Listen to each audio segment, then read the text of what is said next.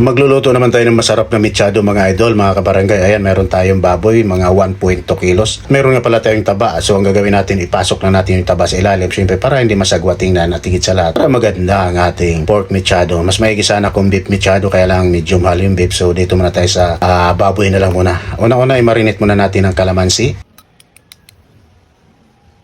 Paminta, kitchen, syempre sikreto pampasarap. At syempre konting soy sauce, oyster sauce, at konting asukal mga idol. Ayan, i-marinate lang natin based po sa gusto nyo kung ilang minuto. So sa akin siguro mga 30 minutes lang i-marinate natin. Ayan.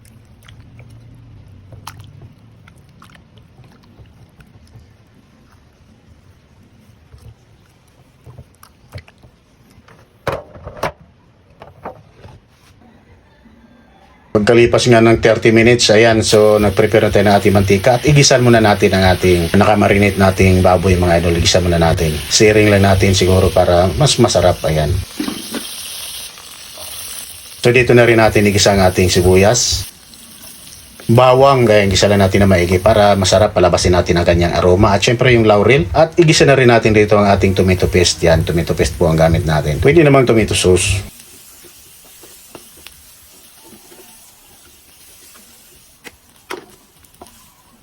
Liver spread, ayan, pampasarap mga idol sa ating mechado. So dati hindi tayo naglalagay ng liver spread, pero ngayon syempre maglalagay na tayo para lalong sumarap ang ating pork or beef mechado. Isa lang natin para lalong pumula.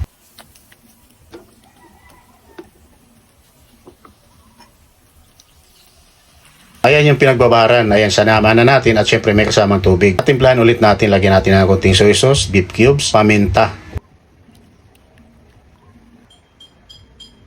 So ayan, nilagay na po natin yung ating baboy na nakapreto. Ayan, at pakuluin lang natin at palambutin lang natin hanggang sa lumambot, siguro mga 40 minutes bago lumambot ito mga idol. Dandahan lang yung apoy syempre para hanggang kaloob-looban malambot po ang ating baboy dahil buo. So ayan yung ating pritong patatas, carrots, nilagay na rin natin at nag-additional tayo ulit rito ng konting white sugar. Syempre para masarap ang ating mechado sauce.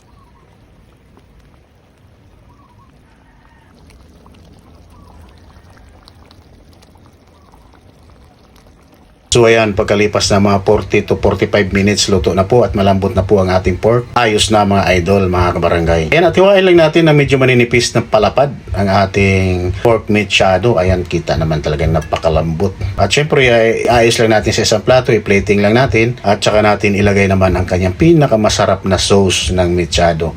Ayan mga idol, at ganyan ang kasimple kadali magluto ng pork mechado na pwedeng panghandaan ngayong Pasko, lalong-lalo na ngayon papalapit ang mga holiday season, Pasko, New Year. Ayan, at sa mga Christmas party mga idol, ito po ang the best na panghanda, ang ating beef or pork mechado. Ayan, ganito lang ang diskarte na talaga namang napakadali lang. Ayan, at sa mga gusto nga palang umorder ang ating bagnit bagoong at ang ating masarap na sukarap sa mga idol, order na po. Nasa Shopee na at ilagay po natin yung link mamaya sa comment section. Salamat!